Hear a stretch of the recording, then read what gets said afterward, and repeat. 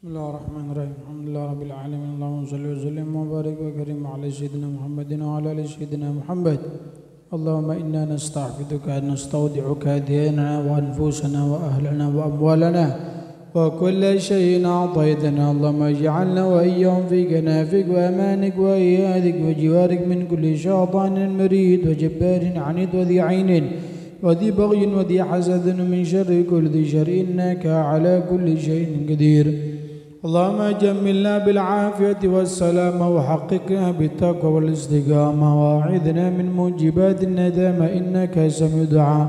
اللهم اغفر لنا ولوالدينا ولأولادنا ولمشايخنا ولإخواننا في الدين ولأصحابنا والأحبابنا لمن حبنا فيك ولمن أحسن إلينا وللمؤمنين والمؤمنات والمسلمين والمسلمات يا رب العالمين. وصل اللهم على عبدك ورسولك سيدنا محمد وعلى آله وصحبه وسلم وارزقنا كمال المتابعة له ظاهرا وباطنا في عافية وسلامة برحمتك يا أرحم الراحمين. Assalamualaikum warahmatullahi ta'ala wabarakatuh. Bismillahirrahmanirrahim. Alhamdulillahi rabbil alamin wa bihi nasta'inu ala umurid dunya waddin. Wassalatu wassalamu ala ashrafil anbiya wal mursalin Sayyidina wa maulana Muhammadin wa ala alihi wa sahbihi ajma'in. Ashhadu an la ilaha illallah wahdahu la sharika lah al-malikul haqqul mubin wa ashhadu anna sayyidana wa maulana Muhammadan abduhu wa rasuluh وحبيبه وصفيه وخليله وبشيره ونذيره صادق الوعد الأمين. اللهم فصل وسلم وبارك وكرم على سيدنا ومولانا محمد مفتاح باب رحمة الله عدد ما في علم الله salatan wa salaman daimain bidawami mulkillah wa ala alihi wa sahbihi. Subhanaka la ilma lana illa ma 'allamtana innaka antal alimul hakim wa la hawla wa la quwwata illa billahil aliyyil azim. Amma ba'du. Hadirin para jamaah, para pecinta ilmu, para pengunjung taman surga rahimani wa rahimakumullah. Alhamdulillah, syukur kita haturkan kehadirat Allah Subhanahu wa taala atas segala kenikmatan yang Allah anugerahkan kepada kita semua hingga subuh di hari Kamis ini kita tetap mendapatkan nikmat Islam, nikmat iman, sehat walafiat, panjang umur, hadir kembali pengajian rutin Kamis subuh untuk belajar menimba ilmu. Mudah-mudahan semua ibadah yang kita laksanakan diterima oleh Allah, dosa kita diampuni oleh Allah, hajat kita digabulkan oleh Allah. Yang sakit di antara kita mudah-mudahan sehat walafiat, ilmu yang kita pelajari menjadi ilmu yang barakah, manfaat. Amin ya rabbal alamin. Hadirin jamaah yang dirahmati oleh Allah Subhanahu wa taala, kembali kita ngaji tafsir. Pada jadwal saya yang sebelumnya kita sudah selesai mempelajari surat At-Tin. Sudah beres kita baca, sudah selesai kita pelajari. Sekarang kita memasuki surat yang berikutnya, yaitu surah Al-Alaq. Surah Al-Alaq. Di dalam tafsir-tafsir para alim ulama, baik tafsir Jalalain, tafsir Sawi, tafsir Baghawi, dijelaskan bahwasanya surah Al-Alaq ini fa asma'uha thalathatun, memiliki 3 nama. Namanya ada 3. Yang pertama ya surat Al-Alaq itu sendiri. Kemudian nama berikutnya surah Iqra. Surah Iqra. Yang ketiga surah Al-Qalam. Ada 3 jadi ya. Al-Alaq, Iqra sama Al-Qalam. Sebagaimana itu disebutkan dalam kitab tafsir seperti itu. Dan juga ayat ini tergolong makkiyah, turun kepada baginda Nabi tatkala beliau ada di kota Makkah, atau juga mengikuti pendapat turunnya sebelum hijrahnya Nabi Muhammad sallallahu alaihi wasallam. Surah Iqra ini, Al-Alaq ini totalnya ada 19 ayat, 19 ayat. Semuanya kalau ditotal mulai dari awal Iqra bismi rabbikal ladzi khalaq sampai selesai itu totalnya ada 19 ayat. Hanya saja disebutkan surah Al-Alaq ini mulai dari Iqra sampai pada ayat malam ya'lam, itulah ayat-ayat pertama yang turun kepada Nabi Muhammad sallallahu alaihi wasallam. Berarti sampai ayat kelima. Iqra bismi rabbikal ladzi khalaq 1. Khalaqal insana min 'alaq 2. Iqra wa rabbukal akram 3. Alladzi 'allama bil qalam 4. 'allamal insana ma lam ya'lam. Nah ini sampai malam ya'lam ini itu disebutkan oleh ulama tafsir ayat-ayat pertama yang diterima yang turun kepada Nabi Muhammad sallallahu alaihi wasallam. Terus lanjutannya yaitu kejadian berikutnya, bukan kejadian pertama. Tapi kalau pertama baginda Nabi dalam sejarah Islam itu ya sampai malam ya'lam itu saja. Sedangkan kelanjutannya ayat ke-6 sampai selesai itu kalla innal insana la yatgha an ra'ahu istaghna dan seterusnya, itu turunnya ya kejadian-kejadian berikutnya, bukan pertama kali yang diterima oleh Nabi Muhammad sallallahu alaihi wasallam. Jadi kalau diurut ya turunnya ayat kepada baginda Nabi itu pertama ayat yang turun ya Iqra ini sampai malam ya'lam, itu pertama yang diterima sama Nabi.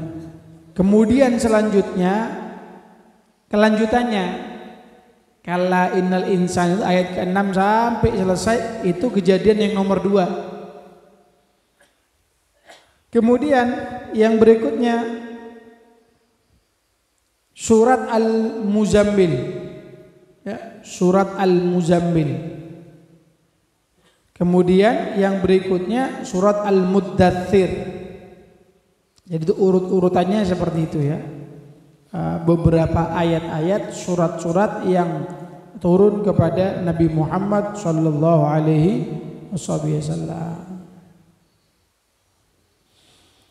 Nah, kemudian disebutkan juga oleh para ulama tafsir tentang waqtalafas salafu fi tartibi suwaril Quran. Ada perbedaan pendapat di antara mufassirin tentang tartib yang ada di dalam Al-Qur'anul Karim. Kalau jenengan sudah paham bahwasanya surat Iqra ini adalah ayat yang pertama turun kepada baginda Nabi. Loh Ustaz, kalau memang itu ayat yang pertama turun, kenapa kok bukan di juz pertama? Kok malah posisinya ada di juz ke-30? Itu pun di juz ke-30 bukan di awal juz 30-nya. Karena awal juz 30 itu juz amma yatasa alun. Katanya ayat yang pertama. Nah, di sini memang ada perbedaan pendapat di antara para alim ulama. Dikatakan was-sahihu anna ikhtilafahum kana qabla 'ardil Qur'an 'ala Jibril fil marratil akhirah. Adanya perbedaan pendapat, ada yang mengatakan urut-urutannya itu tidak yang seperti sekarang. Kalau yang seperti sekarang yang sudah rapi itu Pak, itu karena di ketika akhir baginda Nabi itu sudah menyodorkan, melaporkan, memamerkan, menunjukkan kepada malaikat Jibril. Jadi selesai Al-Quran itu diterima semua sama baginda Nabi, selesai dalam kurun waktu berapa tahun? 23 tahun.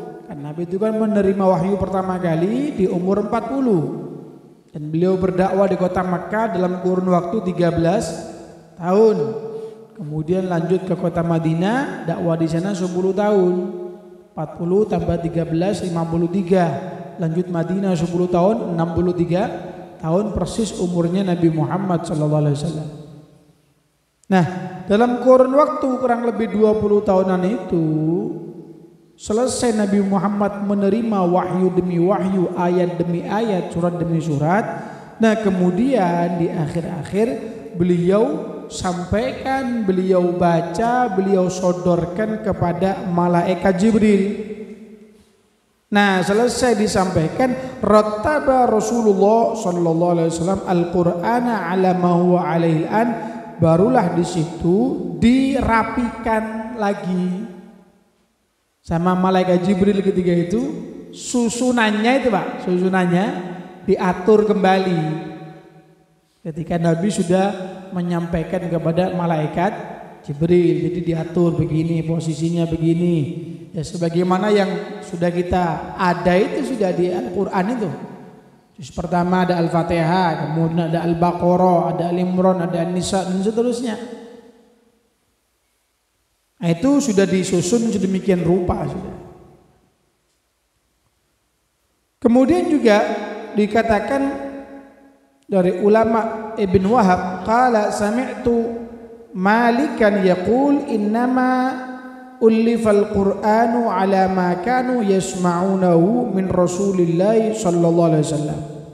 Nah, Al-Qur'an yang sudah ada di rumah kita itu Pak, dengan susunan yang begitu rapi, sudah nyaman, gampang untuk kita baca, mudah.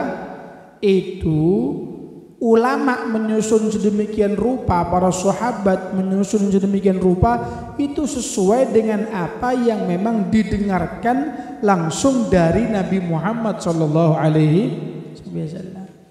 Jadi bukan ulama yang menaruh posisinya, oh Fatihah enakan ditaruh di paling depan, oh habis itu lanjut Baqarah. Enggak.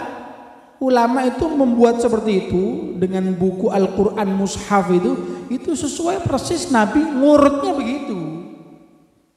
Jadi urut-urutannya, tartibnya itu langsung dari Nabi Muhammad SAW, bukan penelitian kemudian kesepakatan ulama. Enggak, memang dari Nabi ya sudah begitu urutannya. Itu ya yang perlu kita pahami ya. Kemudian dikatakan juga oleh para alim ulama, di antaranya Ibn Ambari mengatakan annallaha ta'ala anzalal Qur'an jumlatan ila sama'id dunya thumma farraqahu 'alan nabiy sallallahu alaihi wasallam fi 20 sanatan.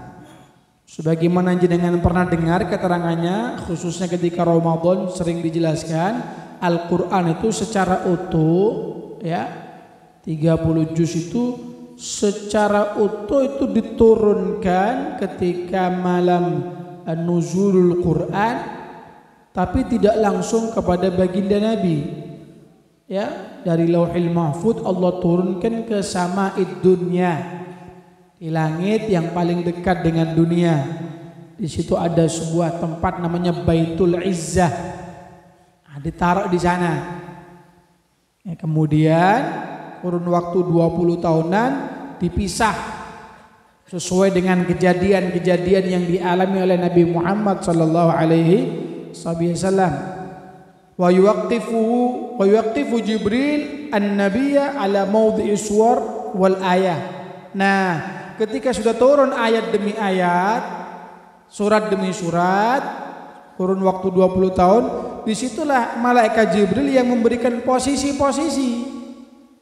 Ini Al-Fatihah di sini, urutannya lanjutannya Al-Baqarah, kemudian begini. Itu semua sesuai dengan apa yang diatur antara malaikat Jibril dengan Nabi Muhammad sallallahu alaihi wasallam. Sudah urutannya begitu sudah.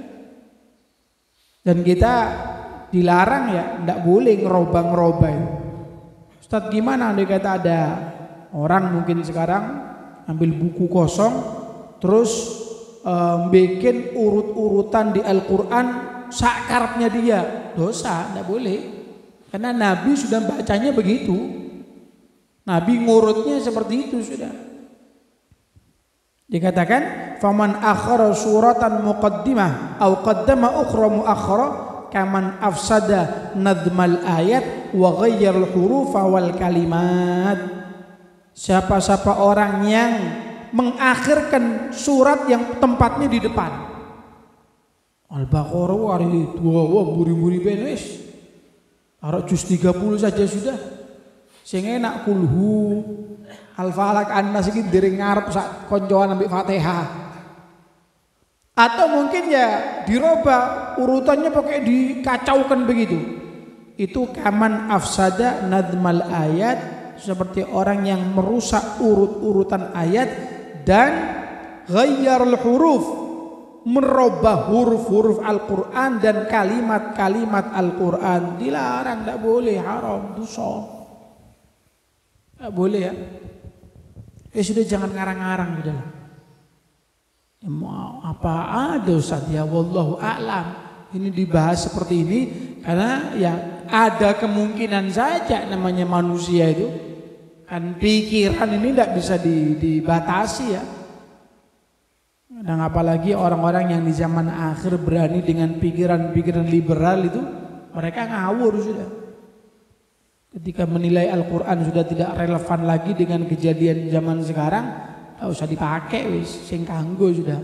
Kalau makanan itu expired, kadaluarsa, tak cocok. Liberal itu begitu Pak ya, hati-hati sampean. Liberal begitu. Mereka mengatasnamakan Al-Quran, jil, jaringan Islam liberal. Jadi apa-apa yang aturan-aturan tidak cocok dengan kejadian sekarang, lemparno sudah. Ini bahaya nih, bahaya. Nah kemudian juga bagaimana kejadian pertama kali yang dialami oleh Nabi Muhammad SAW di saat-saat beliau untuk pengalaman kali pertama menerima ayat Iqra bismi rabbikal ladzi khalaq. Dikatakan riwayat dari Sayyidatuna Aisyah Ummul Mukminin,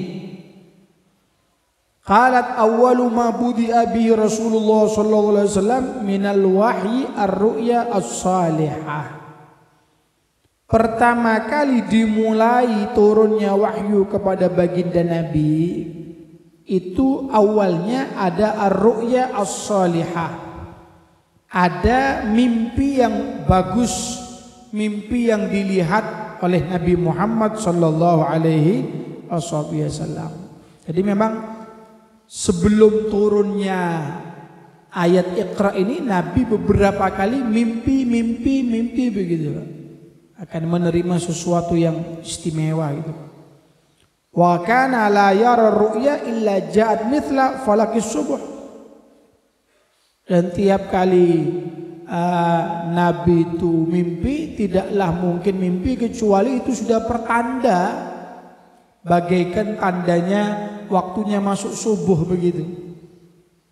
Mimpinya level Kanjeng Nabi ya dengan saya panjenengan ya jelas jauh berbeda. Kelas-kelasnya mereka itu isyarat, itu bisa jadi perintah dari Allah Subhanahu wa taala. Sebagaimana yang sudah kita pelajari kemarin, kejadiannya Nabi Allah Ibrahim untuk mengorbankan putranya itu melewati jalur apa? Jalur mimpi. Itu perintah. Kemudian setelah Nabi Muhammad itu beberapa kali belum mimpi, itu thumma hubbiba ilaihil khala.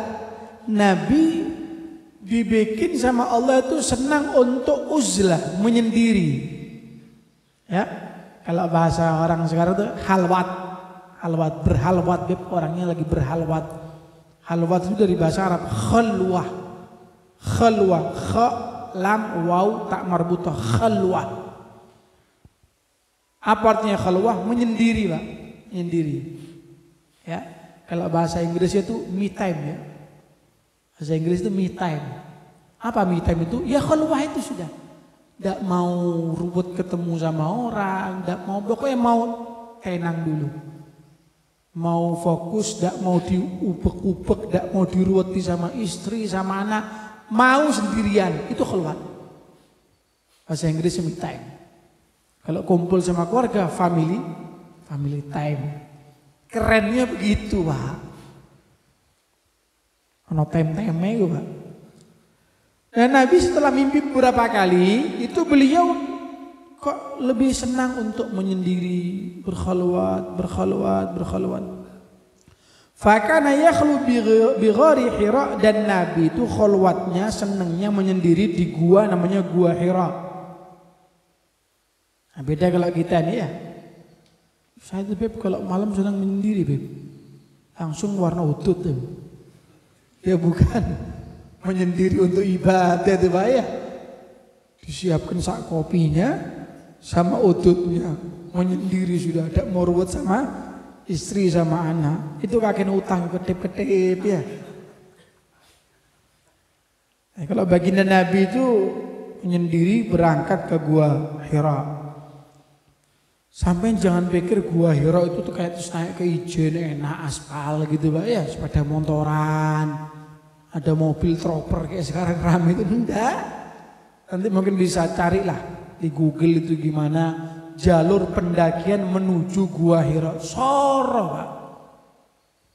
Yang haji umroh ini tidak semua orang mampu naik ke sana. Berat, sulit medannya itu.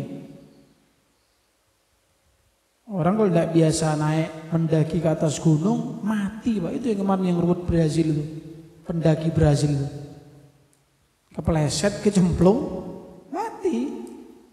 Gunung yang dinaik ini gunung, bukan terus gunung kayak di Ijen Rawung itu kelihatan pemandangan hijau bagus. Gunung watu atos iku, Pak. Naik ke atas sana begini. Ada gua di sana, Gua Hira. Coba kapan-kapan sampean niru ya, napak tilas baginda Nabi. Mungkin kalau mungkin ke Hira terlalu jauh, ya cari-cari gua-gua yang dekat di sini ya. Diam di sana, ibadah tapi jangan cari wangsit. Bingung nanti Beb istri saya itu. Nangan di bapak kok ngilang dia, laporan sama polisi. Orang hilang, tambah ruwet akhirnya. Nabi naik ke Gua Hira menyendiri beliau. Wa yatahannath fihi layali dawata adadin. Dan Nabi di sana itu selama menyendiri sudah ibadah sudah. Ada kerjaan lain hanya untuk ibadah.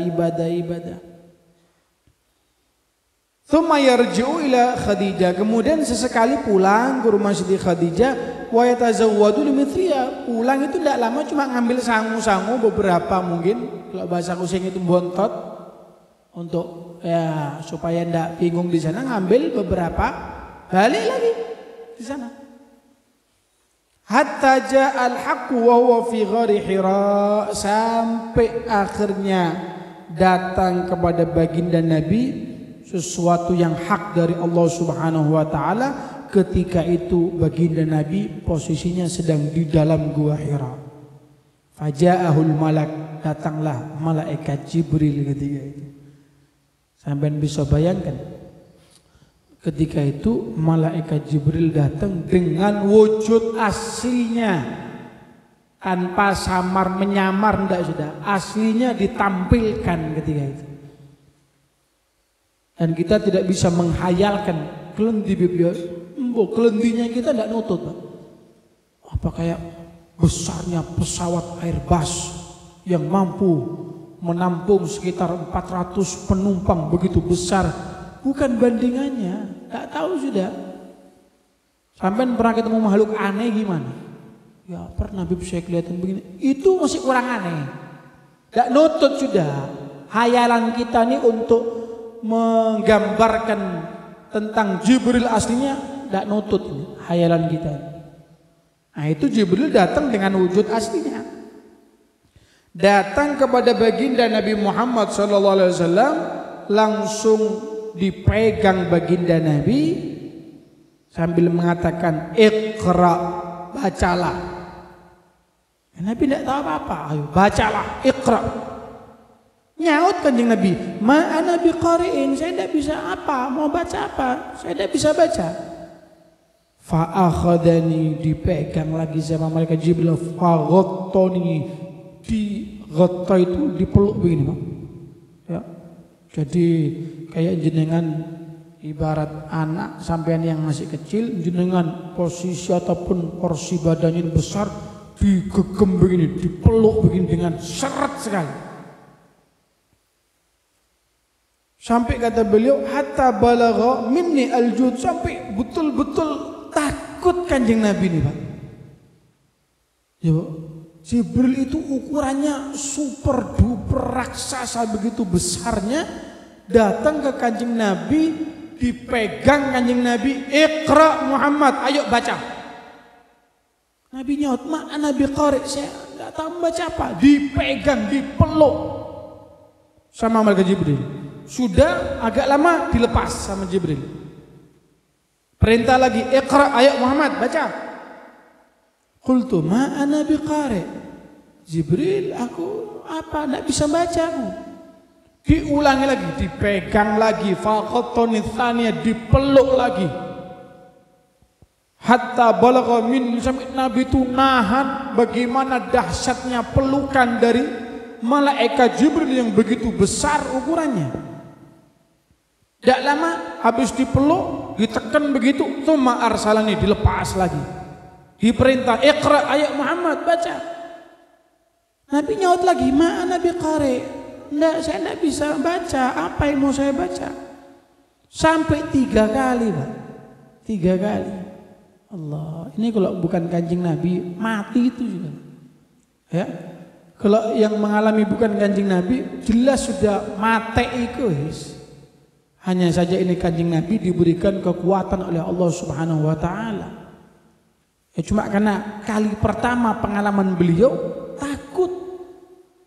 Sampai ketiga kalinya dipeluk, dilepas, dituntun sama malaikat Jibril, Iqra bismi rabbikal ladzi khalaq, khalaqal insana min 'alaq, Iqra wa rabbukal akram, alladzi 'allama bil qalam, 'allamal insana ma lam ya'lam. Itulah pengalaman begitu luar biasa yang diterima oleh Nabi Muhammad SAW.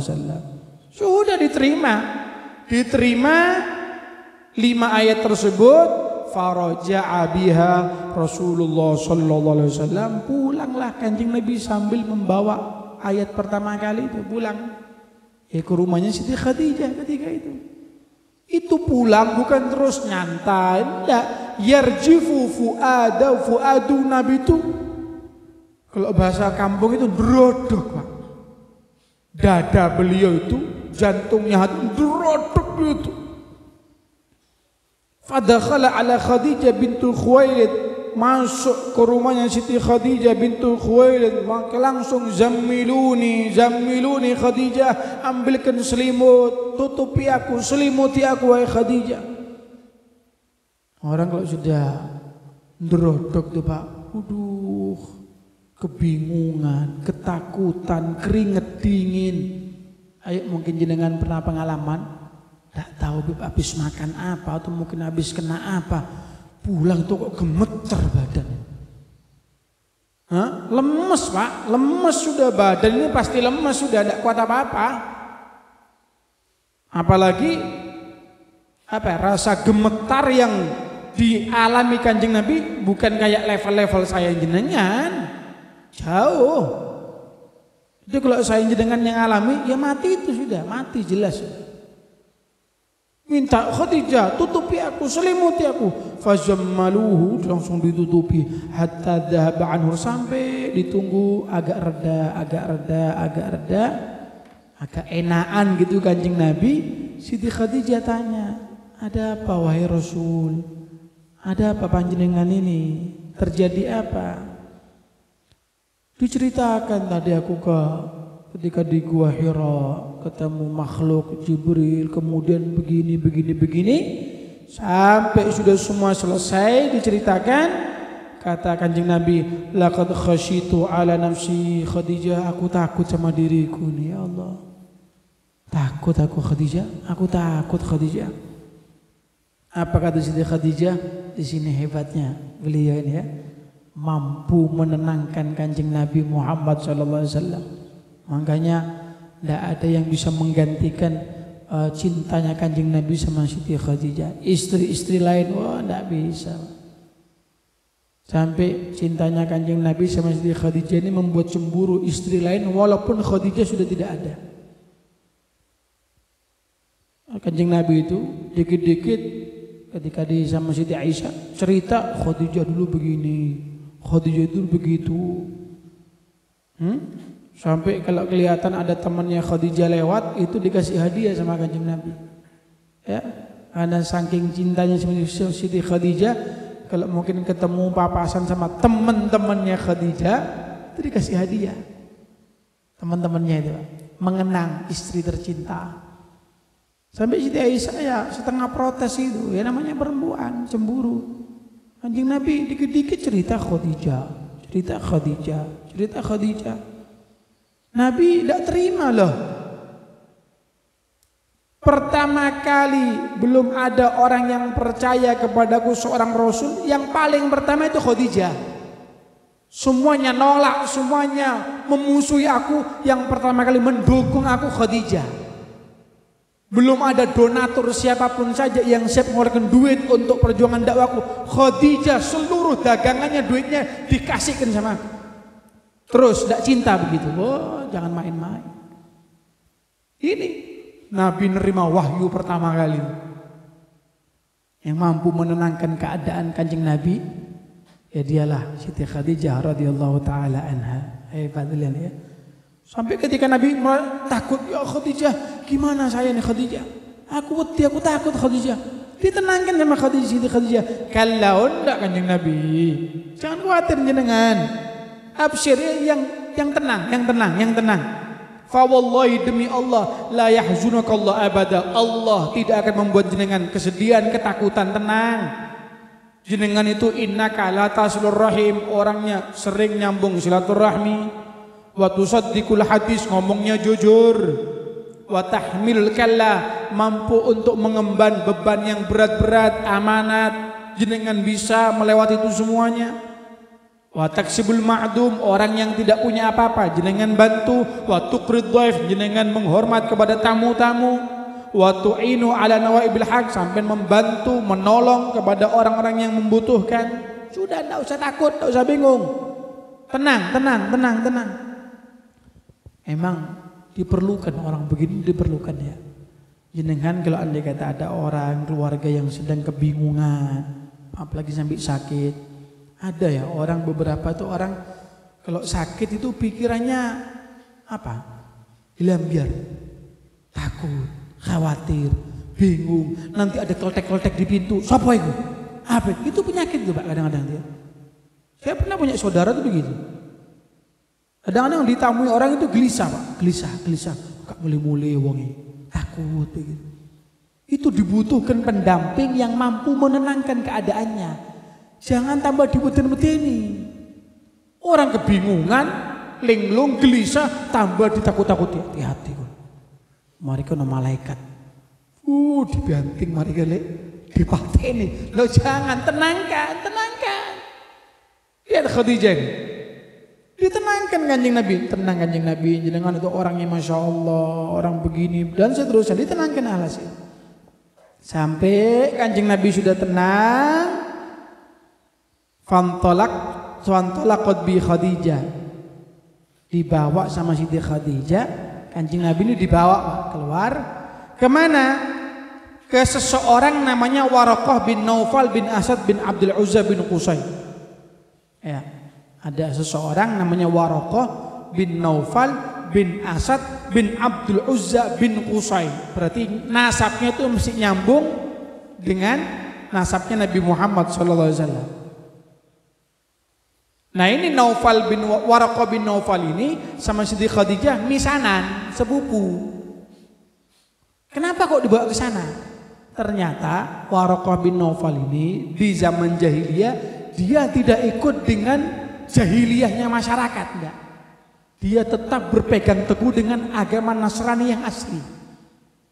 Ketika jahiliyah itu rusak moralnya, tidak karu-karuan, masih ada beberapa orang yang berpegang teguh dengan ajaran Nasrani. Karena kan terakhir sebelum Kanjeng Nabi siapa? Nabi Isa bawa agama apa? Nasrani kan? Nah ini Waraqah ini masih berpegang teguh dengan ajaran itu, tidak berubah dia, kuat dia itu. Dan dia punya keunggulan. Apa keunggulannya? Dia itu mampu untuk menulis tulisan-tulisan Ibrani. Karena zaman dulu itu baik Injil, Taurat itu tulisannya tulisan Ibrani. Ya, khatnya khat Ibrani. Itu orangnya nulis Pak, data-data itu masih yang asli-asli, manuskrip yang masih original itu dia punya semua catatannya itu. Bagus, banyak catatannya dia. Otomatis dia punya data-data, keterangan-keterangan dari kitab-kitab kuno zaman dulu termasuk Injil, dibawa sama Siti Khadijah ke sana. Dan orang ini Waraqah bin Naufal ini sudah tua, sepuh orangnya dan buta lagi. Buta gitu. Datang ke sana, Siti Khadijah bilang, "Yabna Am, wahai anaknya pamanku, ya misanan. Isma' min ibni akhik." Coba jenengan dengarkan cerita pengalaman dari keluarga sampean ini.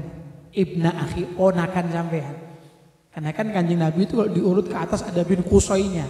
Waraqah bin Naufal menduur juga ada bin Qusaynya. Ketemu di Qusaynya ini. Satu mbah Qusay. Jadi rekennya Kanjeng Nabi ini ponakan sama Waraqah bin Naufal dari sisi nasabnya. Paham ya? Paham jenengan ya? Dari sisi nasabnya nyambung gitu. Makanya Khadijah bilang apa? Coba Waraqah jenengan dengarkan keterangan pengalaman dari ponaan sampean ini. Yaitu dimaksud Kanjeng Nabi Muhammad SAW. Diceritakan sama Kanjeng Nabi apa yang beliau lihat. Apa katanya Waraqah? Dia bilang begini, hadan namus alladhi anzalallahu ala Musa. Wahai Muhammad, wahai Khadijah, yang dilihat sama suamimu itu dialah namus. Namus itu nama lainnya malaikat Jibril. Jadi di kitab-kitab kuno itu di Injil-Injil namanya Jibril diantaranya Namus. Langsung nyantol ini Waraqah karena dia sering baca, sering nulis dia. Catatan yang masih original yang belum dirubah-rubah di Injil itu punya dia. Langsung ngerti, oh yang dilihat sama suami itu namanya Namus.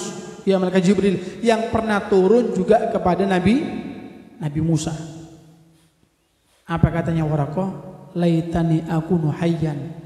Coba ya aku masih tetap panjang umur bisa hidup sampai nututi suamimu ini nanti bakal diusir sama kaumnya. Jadi masih awal-awal baru nerima wahyu, ternyata datanya itu ada di Injil, Nabi itu bakal diusir sama masyarakat Mekah sampai akhirnya hijrah. Ini Waraqah ngomong, coba ya aku dipanjangkan umur sama Allah sampai nututi suamimu ini nanti akan terusir keluar dari kota ini sudah. Kepingin. ikut sama Nabi Muhammad. Ansurka nasran muazzara, aku kepingin andai kata diberikan panjang umur ikut membantu suamimu ini, Nabi Muhammad sallallahu alaihi wasallam. Sampai tidak lama setelah diceritakan begitu sama Warqah bin Nawfal, tidak lama ternyata Warqah bin Nawfal meninggal dunia karena memang sudah tua, sudah sepuh, sudah pulang kanjeng Nabi. Dan itu meyakinkan Siti Khadijah apa yang dilihat kanjeng Nabi, ditemui kanjeng Nabi betul-betul sudah wahyu dari Allah, jelas sudah. Karena kalau dilihat datanya dari kitab-kitab kuno Injil, ternyata iya betul seperti itu sudah. Tambah yakin sudah. Pulanglah kanjeng Nabi. Ketika pulang kok agak lama ndak turun wahyu lagi, sampai malam Ya'lam itu tok wis 5 ayat tok. Kok agak lama ndak turun lagi. Sampai kanjeng Nabi agak sedih, kok ndak turun, mana malaikat Jibril berangkat ke atas gunung lagi. Sampai Nabi itu naik semacam puncaknya gunung gitu Pak ya, yang di bawahnya ada jurang begitu, seakan-akan Nabi kayaknya hampir menjatuhkan diri begitu. Ketika seperti itu turun malaikat Jibril untuk menenangkan kanjeng Nabi. Turun malaikat Jibril bilang apa? Ya Muhammad, innaka Rasulullah haqqan. Muhammad, tenang Muhammad, kamu memang betul-betul seorang Rasul, sudah jangan bego. Nabi ini merasa kok cuma 5 ayat tok, ada turun wahyu lagi begitu. Bingung, beliau berangkat ke gunung, ditunggu tidak turun, naik ke atas puncak yang di bawahnya ada jurang, kayak mau menjatuhkan diri. Turun Jibril, ditenangkan kanjeng Nabi. Muhammad yang tenang, engkau memang seorang Rasul wahai Muhammad, tenang. Pulang kanjeng Nabi ke Siti Khadijah begitu. Sampai besoknya tidak turun ayat lagi, naik lagi ke atas gunung, sampai begitu, sampai ditenangkan terus sama malaikat Jibril. Nah, selang beberapa waktu barulah turun ayat-ayat yang berikutnya. Itulah kronologi cerita turunnya ayat pertama, Iqra bismi rabbikal ladzi khalaq khalaqal insana min 'alaq Iqra wa rabbukal akram alladzi 'allama bil qalam 'allamal insana ma lam ya'lam. Itu baru sekedar kronologinya, ceritanya. Tafsirnya bagaimana? Anda penasaran?